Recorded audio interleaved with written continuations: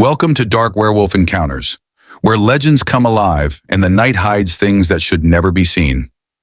Think running from danger will keep you safe? Think again. This is the story of Kale's family, and what they endured will chill you to the bone. Subscribe and prepare yourself for a story that will make you question what's really out there in the darkness. This is The Wolf That Followed Us. It was 2:47 a.m. when I realized the woman who had been helping my family was standing outside our window, on 4 legs, with claws. I couldn't move, couldn't breathe.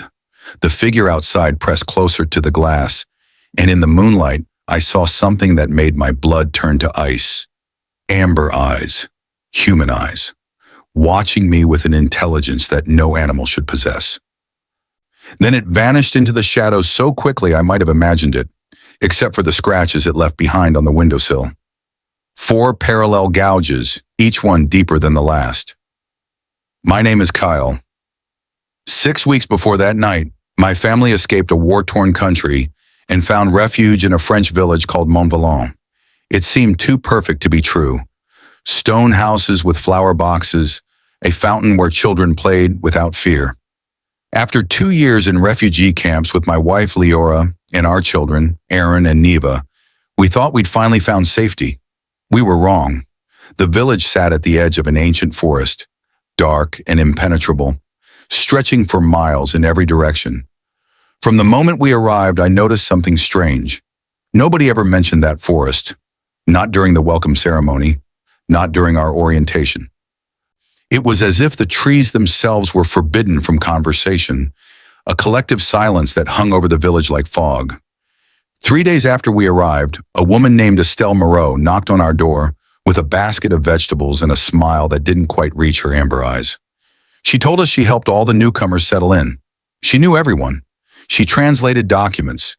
She introduced us to the baker, the mayor, and everyone who mattered. Within a week, we couldn't imagine life without her. But I noticed things. Small things that a father learns to notice when he spent 2 years keeping his family alive. The way Estelle watched us when she thought we weren't looking. Not the way a friend watches, but the way something studies prey.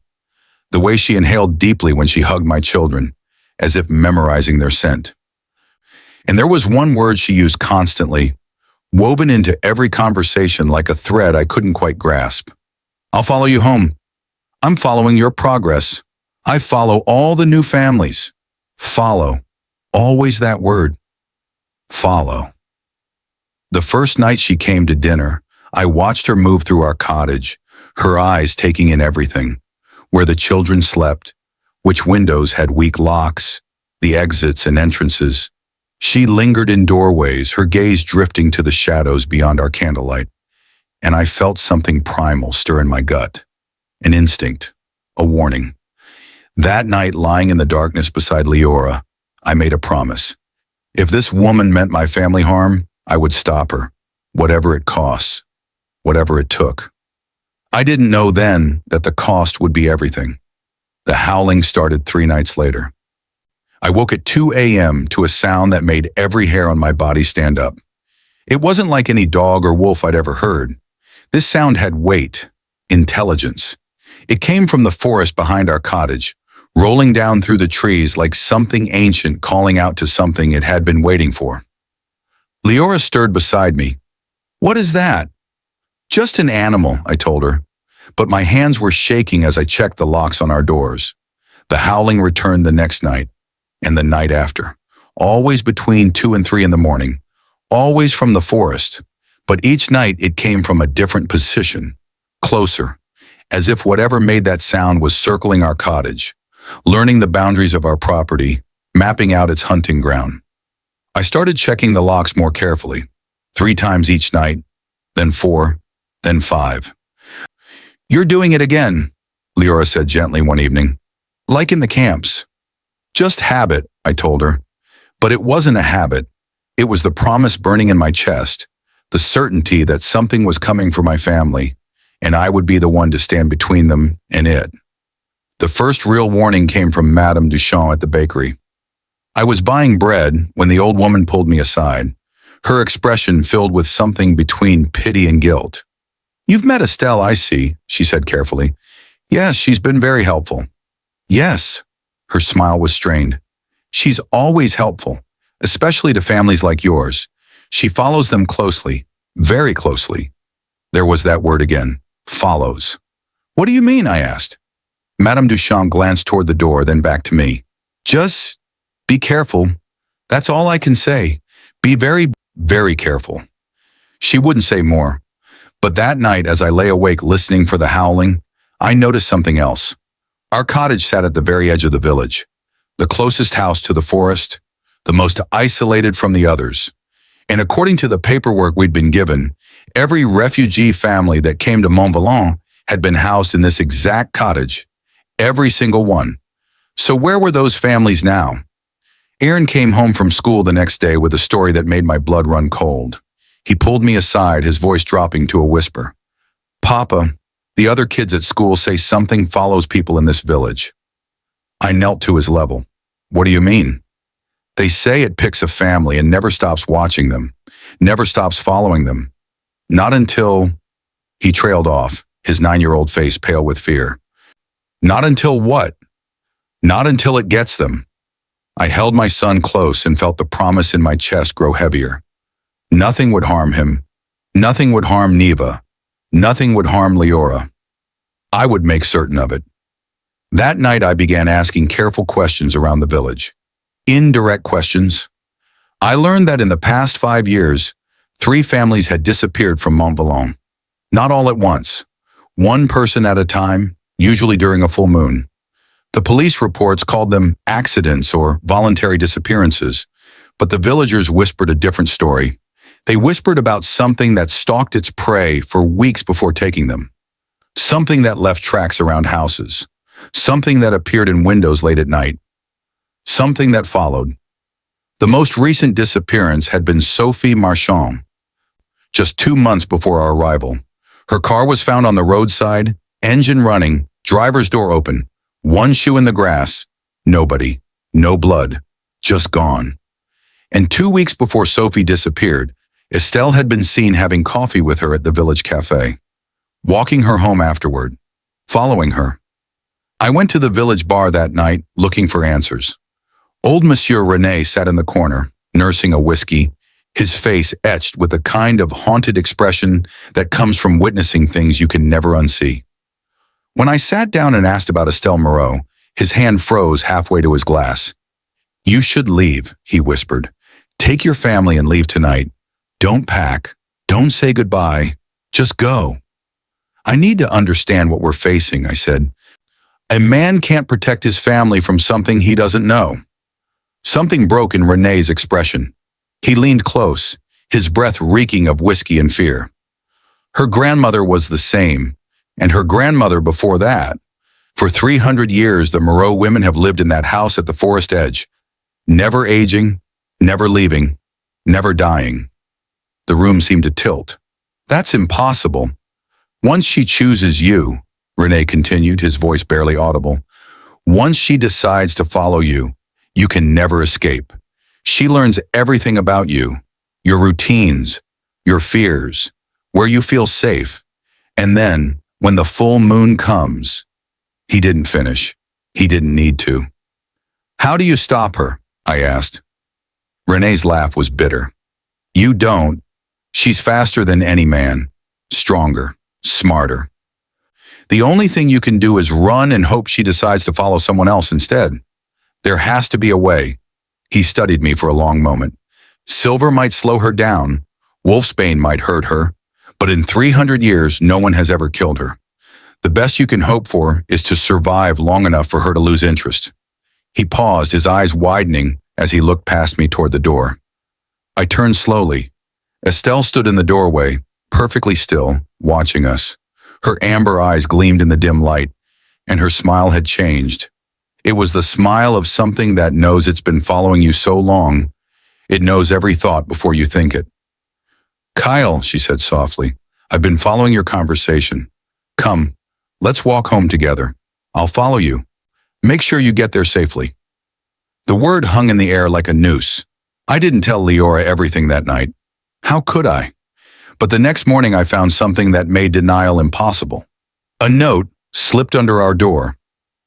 Elegant handwriting. 4 words. I'm always following you. That night, the temperature in our cottage dropped suddenly at 3 in the morning. I woke to find frost forming on the inside of our windows, my breath misting in the air. Then I heard it, scratching, not at the door, at Neva's window. I rushed to her room just as she woke up screaming. There was someone outside, Papa. A lady, but wrong. Her eyes were yellow. I checked outside with a flashlight, fresh scratch marks on the glass. 4 parallel lines gouged deep into the wooden frame, and below them, carved into the windowsill was something sharp. I followed you here. The next morning, Estelle arrived with fresh pastries, as if nothing had happened. I heard Neva had a bad dream, she said, kneeling to my daughter's level. Her smile was gentle, caring, and perfect. Poor darling, don't worry, I'm always nearby, always following, always watching over you. I saw Leora's face go pale. She finally understood. That afternoon, while Estelle was gone, Leora went to Madame Duchamp and learned the truth. The full truth. When she came home, her hands were shaking. The village made an arrangement, she whispered. Centuries ago, they let her hunt in exchange for protection from other creatures in the forest. But she can only hunt outsiders. Refugees. People no one will miss. We're not part of any arrangement, I said. We're leaving. Tonight. We went to pack the car. All 4 tires had been slashed. On the hood, written in mud, you can't run from what follows. The trap had already closed. I spent that day gathering whatever I could find. Silver cutlery from the market. Wolfsbane from an old woman who wouldn't meet my eyes when she sold it to me. A hunting knife. I wasn't foolish enough to think I could win. I'd seen war. I knew what real power looked like. But a father doesn't measure his chances before stepping between danger and his children. He just steps. The howling started early that night. It circled our cottage, patient and methodical, closer than it had ever been. I could hear the wet rasp of breath between the howls, the soft thud of heavy paws on earth. I sent the children to their room with Leora and stood at the kitchen window watching.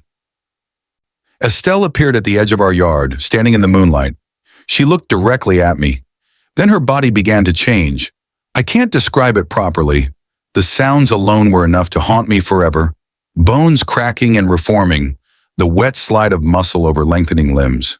Her spine elongated, her face pushed forward into something between human and beast. Fur rippled across her skin like oil spreading over water. But the worst part was the eyes. Those amber eyes stayed the same. Human, aware, intelligent. Looking at me through the glass with an unmistakable message. I've been following you for so long, I know everything about you. And now the following ends. I turned to Leora. When I engage it, you take the children and run. Don't argue, don't wait, just run. Kale, promise me. I gripped her shoulders. Promise me you'll run and never look back. Tears streamed down her face, but she nodded. The scratching at the back door came next. Slow, deliberate, testing the lock. I positioned myself between my family and the door, knife in hand. A knock at the front door, 3 measured taps. Polite. Kyle? Estelle's voice, but distorted, wrong. I followed your lights. I saw them come on. Won't you let me in? I didn't answer. A low chuckle from the other side of the door. I followed you for 6 weeks, learned every route you take, every pattern. I know this door has 5 locks. I know where your children sleep. I know you check the windows 3 times before bed. I know everything about you. The handle turned slowly, testing. The locks held. I also know, she continued, that you're a father who would die for his family. That right now, you're standing between your family and me, thinking you can stop me. My grip tightened on the knife. Come then, I said, my voice steadier than I felt. If you want them, you go through me first. Silence. Then a sound above us, on the roof. The skylight exploded inward in a shower of glass and wood. She came through in her half-transformed state, still partially human but with the strength and speed of something that had hunted for 3 centuries. I rushed forward with the knife, aiming for her shoulder. The blade caught flesh, drawing blood that looked black in the moonlight. She howled, more in rage than pain, and struck me across the room with one massive arm. I hit the wall hard, vision swimming, but I pushed myself up, because a father doesn't stay down, not when his children are in danger. "Go!" I shouted to Leora. "Now!" She grabbed the children and ran for the back door. Estelle moved to follow, but I threw myself at her again, wrapping my arms around one of her legs. She dragged me across the floor, but it bought Leora precious seconds. I heard the back door slam open, heard my children crying, heard their footsteps on the path. They were running. My promise was being kept. Estelle looked down at me, still clinging to her leg, and something like respect flickered in those amber eyes. "Brave," she said. "Foolish, but brave. You knew you couldn't win, yet you fought anyway." "A father doesn't need to win," I gasped. "He just needs to give his family time to run." She tilted her head, studying me. "I'll follow them. 7 months, 7 years, 7 decades. Eventually they'll run out of places to hide." "What will your promise mean then?" "It means every second you spend here is a second they're getting farther away, and a father counts every second as a victory." She raised her claws for what I knew would be the killing blow. Then light flooded our cottage. Flashlight beams cut through the darkness from multiple directions. Voices shouted, "Mon Dieu, what is that thing? Get back! Shoot it!" A rifle cracked. Estelle shrieked and whirled away from me. Through my blurred vision, I saw them. Police officers, villagers, Madame Duchamp with tears on her face, old Renee holding a hunting rifle, the mayor pale as death. "Get him out of there!" someone shouted. Hands pulled me to my feet. A police officer positioned himself between me and the creature in the shadows, rifle trained and ready. Estelle's amber eyes found mine one last time. Blood dripped from wounds in her shoulder and side. When she spoke, her voice was more human than before. "I'll follow them," she growled. "I'll follow them across France, across Europe, across the world if I have to. And when I find them, I'll remember that their father chose to fight." She paused. "That counts for something." Then she was gone, vanishing through the broken skylight into the night. Renee helped me to a chair. "The arrangement is broken," he said quietly. "She won't hunt in Montvalon again, but she'll never stop following your family now. You've made it personal." "Then I'll stop her again," I whispered, "as many times as it takes." We left Montvalon 3 days later. My injuries healed, leaving scars on my shoulders where her claws had dug in. Deeper scars in places no one could see. We fled to Lyon, 200 kilometers away, and tried to rebuild. The children started new schools. Leora found work. We tried to pretend we were safe. But 3 weeks after we moved, the first postcard arrived. No return address, just a picture of a moonlit forest and 3 words in elegant handwriting. "Still following you." I didn't tell Leora. I hid it in my desk drawer, locked it away with the promise I'd made. 2 weeks later, another postcard. Different location, closer to Lyon, same message. Then another, and another. Over 6 months, 37 postcards arrived. I tracked each one on a map in secret, watching the spiral tighten around Lyon like a noose. If you've ever felt like something was watching you in the dark, waiting for the right moment, consider subscribing. Because what happened next changed everything. Last week, Neva came home from school and said a nice lady had walked behind her for 3 blocks. She had pretty yellow eyes, Papa, like a cat. My blood turned to ice. What did she look like? Like Mrs. Stell. The next day, I saw her myself, standing across the street from our apartment building, watching. When she noticed me looking, she smiled and mouthed 3 words. "See you soon." That night, I did something I should have done months ago. I reached out to the refugee support network. Every family we'd met in the camps, every outsider who'd been placed in villages at the edges of forests across France. I told them about Estelle, about the following, about the danger. 47 families responded. All of them had stories. All of them had felt followed. Some had lost loved ones. Others had barely escaped. We need to document everything, I told them. Build a case, gather evidence, make it impossible for her to hide. A man protects his family not just with strength, but with strategy. We installed security cameras around our apartment, started a group chat, shared every sighting, every postcard, every piece of evidence. When the 40th postcard arrived with a new message, tomorrow night, full moon, I stopped following and started hunting. I knew exactly what to do. I sent the children to stay with Leora's cousin, prepared our apartment like a fortress, silver at every entrance, wolfsbane in the ventilation, cameras in every corner. But more importantly, I set up a live stream. 47 families would watch, would record, would document. This time, I wasn't fighting to buy time for my family to escape. I was fighting to end the following forever. When the full moon rose, Estelle appeared in the street below. She looked up at our window and tapped her watch. A promise kept. A hunt begins. She came through the balcony door at 2:47 a.m., the exact time she'd first appeared at our window in Montvalon. This time I didn't rush her. I spoke calmly, clearly, making sure every word was captured by the cameras. Why us? I asked. Of all the families you could have chosen, why did you follow us? She circled me slowly, her form shifting between human and creature in the moonlight. Because your family survived when others didn't. Because you cost me my arrangement with Montvalon. Because when I choose prey, I follow them until the end. She stopped, amber eyes locked on mine. And because you're a father who carries promises worth breaking. Then you don't understand fathers, I said. Or promises. She moved fast, striking me across the room. I hit the wall but didn't try to fight back. Just spoke louder, clearer, for the cameras. 7 months you followed us, but while you were following, we were building something. Gathering allies, documenting everything. She advanced again, but I continued. Do you know what's happening right now? 47 families are watching this live stream, recording every second. They've seen what you are. They know your name. They know where you hunt.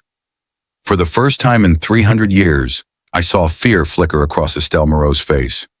You followed us so patiently, I said, but you made a mistake.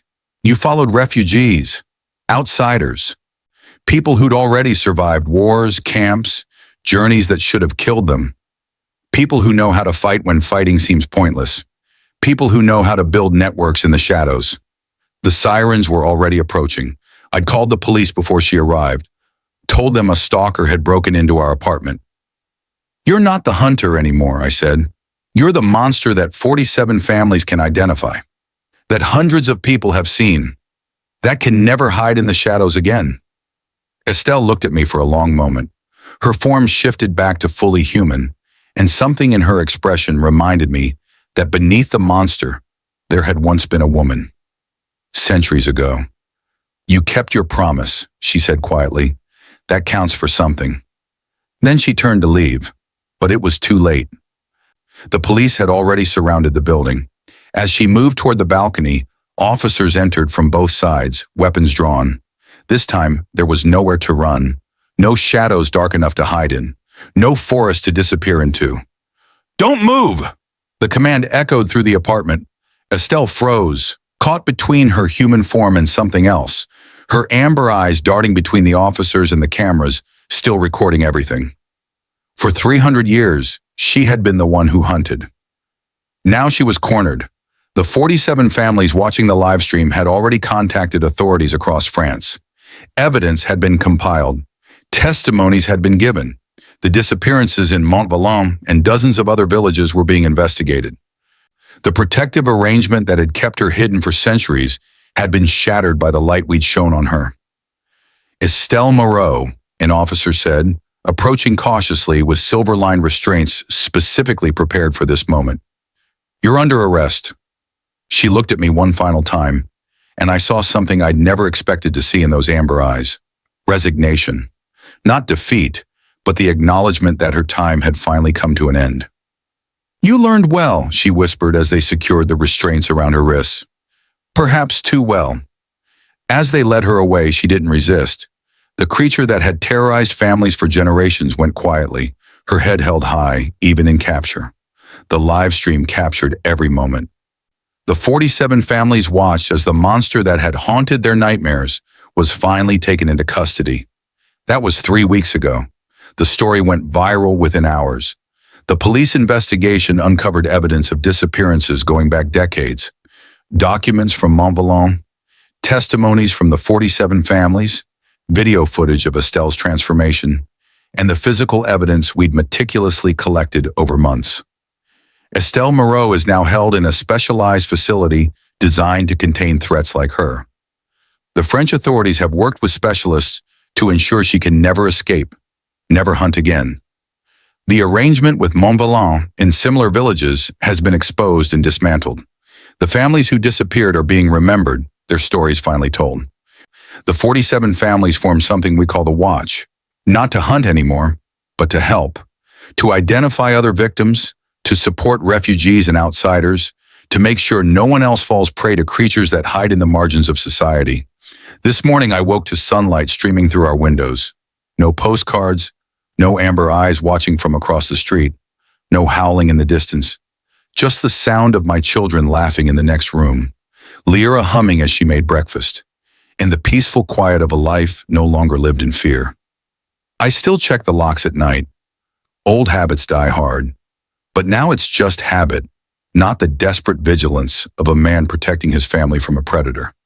The promise I made that night in Montvalon has been kept, not just through fighting, not just through running, but through something stronger, community, evidence, and the determination to turn the hunted into hunters. Sometimes I think about Estelle, about the woman she might have been before centuries of hunting twisted her into something monstrous, about whether she ever had a choice, or if the curse that ran through her bloodline stole that choice long ago. I don't forgive her. I can't. Not after what she did to my family and so many others. But I understand that monsters are often made, not born. The forest at the edge of Montvalon still stands. The cottage where we lived is empty now, waiting for the next family who might have settled there. But they won't. The village has been investigated, the arrangement exposed, and families like ours are no longer placed in harm's way. The refugees who come to France now arrive at communities that have been vetted, protected, and made truly safe. And Estelle Moreau, the wolf that followed us for 7 months, no longer follows anyone. The nightmare is over. The hunter has been caught. The following has ended. We survived. If this story made you think twice about the shadows at your window, or the stranger who smiles a little too knowingly, hit that subscribe button, because the world is full of things that follow. Things that hunt, things that hide in plain sight. But it's also full of people like us, survivors who refuse to be prey, families who stand together, and fathers who keep their promises. This is Kale, signing off. Stay safe out there. Check your locks. Trust your instincts.